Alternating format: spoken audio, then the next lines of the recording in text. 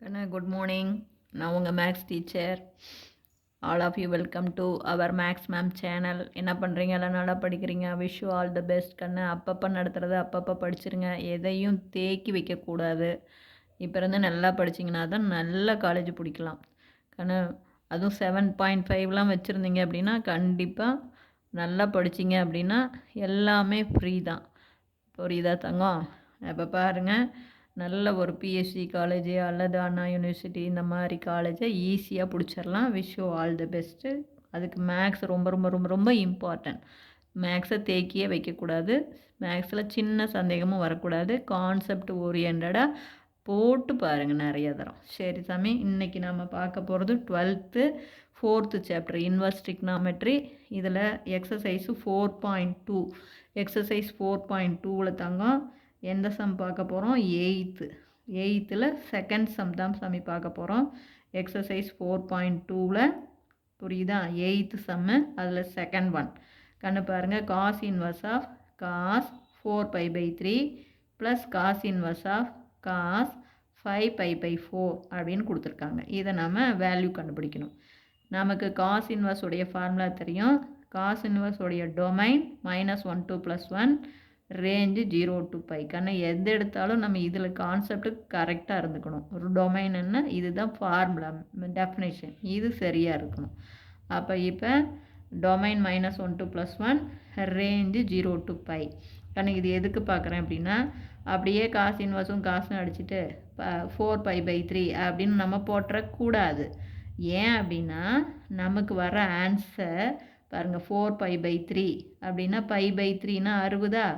60 4ஆல் பெருக்கணினா 240. இந்த 240 ஜீரோவுக்கும் பையனா 180, ஜீரோவுக்கும் 180க்கும் இடையில 240 இருக்காது. அதே மாதிரி தான் 5π/4. π/4 அப்படின்னா 45. 45 5 தரம் பெருக்கிப்பார், 225.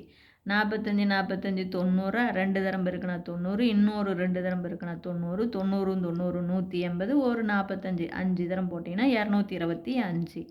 டெஃபினட்டாக 225 புரியுதா? Does not belongs to 0,180 degree. 0 to π அப்படின்னா 0 to 180 டிகிரி. இது புரியுதா? அப்போ நாம் என்ன பண்ணணும், கொஞ்சம் இந்த ஆங்கிளை வந்து சிம்பிளிஃபை பண்ணணும். இது எந்த குவாட்ரன்ட்ல இருக்குது?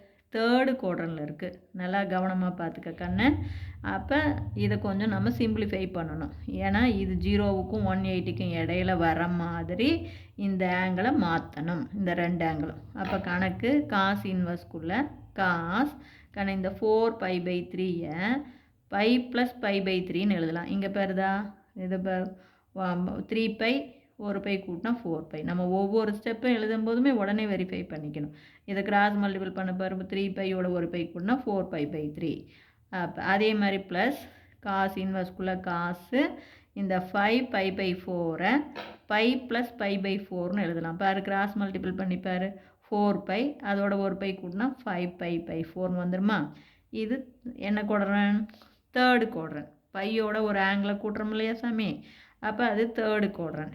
அப்போ தேர்ஃபோர் இது ரெண்டுமே தேர்டு குவாட்ரன். இப்போ தேர்டு குவாட்ரன்ட்டில் இருக்கிற ஆங்கிளை எங்கே மாற்றணும்? செகண்ட் குவாட்ரண்ட்டுக்கு மாற்றணும்.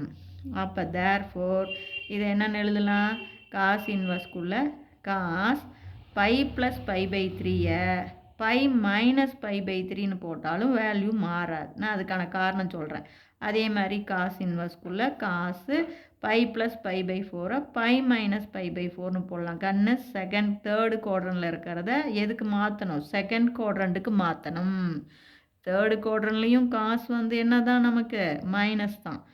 செகண்ட் குவாட்ரன்ட்லேயும் மைனஸ் தான். அதுக்கான காரணம் இங்கே எழுதியிருக்கேன் பார், சொல்லியிருக்கேன் பாரு. இங்கே பார், π + π/3 என்னென்னு மாற்றிக்கோ, π - π/3. அதே மாதிரி π + π/4 π - π/4ன்னு மாற்றிக்கோ. ஏன்னா சின்ஸ் இங்கே பாரு, காசு π + π/3ன்னு போட்டேனாலும் இது தேர்டு குவாட்ரன். தேர்டு குவாட்ரனில் காசோடைய சிம்பிள் மைனஸ், காசு பையோடு சேரும்போது காசு தான் மாறாது, π/3. கண்ணு தேர்டு குவாட்ரன், காசோடைய சிம்பிள் மைனஸு, காசு பையோடு சேரும்போது மாறாது, அப்போ காஸ் π/3. இதே பாரு cos pi minus pi by 3 போட்டினாலும் அதே தான்.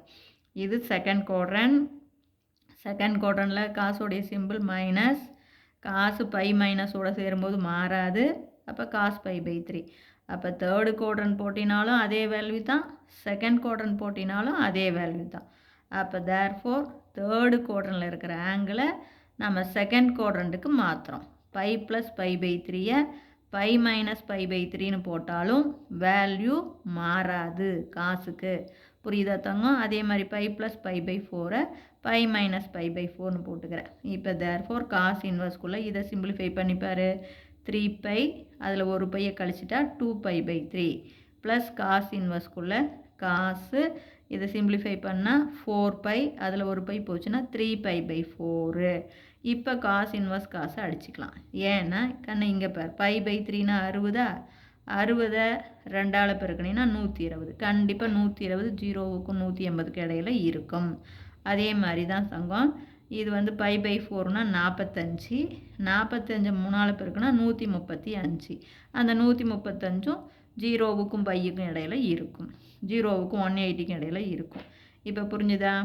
அப்போ தேர்ஃபோர் நமக்கு மொதல் ஆன்சர் 2 பை பை 3 ப்ளஸ் அடுத்த ஆன்சர் 3 பை பை 4. இப்போ கிராஸ் மல்டிபிள் பண்ணிக்கோ. இங்கே பெருக்கினீங்கன்னா 8 pi plus 9 pi divided by கீழே 12. அப்போ 8 பை ப்ளஸ் 9 பை அப்படின்னு கூட்டினீங்கன்னா 17 பை டிவைடட் பை 12. இது தான் கண்ணு. இதில் ஒன்றுமே இல்லைடா சாமி. அப்படியே நம்ம காசு இன்வர்ஸ் காசை அடிக்கக்கூடாது. ஏன்னா இந்த ஆங்கிள் எதுக்குள்ளே இல்லை, 0வுக்கும் பையுக்கும் இடையில இல்லை. இது வந்து நமக்கு 240, இது 225.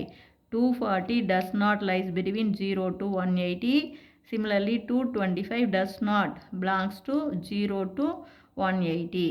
அப்போ இந்த தேர்டு குவாட்ரண்டில் இருக்கிற மாதிரி இது பை ப்ளஸ் பை பை 3. அப்போ இது தேர்டு குவாட்ரண்ட். அதே மாதிரி இது பை ப்ளஸ் பை பை 4, இதுவும் தேர்டு குவாட்ரண்ட். தேர்டு குவாட்ரண்டில் இருக்கிற ஆன்சரை ஆங்கிளை செகண்ட் குவாட்ரண்ட்டுக்கு மாற்றணும். ஏன்னா தேர்டு குவாட்ரண்டில் இருக்கிற ஆங்கிளும் செகண்ட் குவாட்ரண்டில் இருக்கிற ஆங்கிளும் நமக்கு காசை பொறுத்த வரையும் ஈக்குவலாக தான் இருக்கும். அப்போ பை ப்ளஸ் பை பை 3யை என்னவோ போட்டுக்கலாம், பை மைனஸ் பை பை 3ன்னு போட்டுக்கலாம். ஏன்னா cos of pi plus pi by 3க்கு ஆன்சரும் மைனஸ் காஸ் பை பை 3 தான். Cos of pi minus pi by 3 உடைய ஆன்சரும் மைனஸ் காஸ் பை பை 3. இது ரெண்டுக்கும் ஆன்சர் ஒன்று தான். அதனால் cos of pi plus pi by 3க்கு பதிலாக பை மைனஸ் பை பை 3ன்னு போட்டுக்கினா இப்போ வர ஆங்கிள் கண்டிப்பாக 2 பை பை 3 எதுக்குள்ளே இருக்கும், 0வுக்கும் 180க்கும் இடையில இருக்கணும். அதே மாதிரி 3 பை பை 4ம் 0வுக்கும் 180க்கும் இடையில இருக்கும். இப்போ சிம்பிளிஃபை பண்ணி போட்டுக்கோ. இவ்வளோ தான், ஒன்றுமே இல்லை. இதில் நீ புரிஞ்சுக்கிற கான்செப்ட் தேர்டு குவாட்ரண்ட்டை என்னத்துக்கு மாற்றுற, செகண்ட் குவாட்ரண்ட் ஆங்கிளை மாற்றிக்கோ. இவ்வளோ தான். புரிஞ்சுதா தங்கம்? தேங்க்யூ.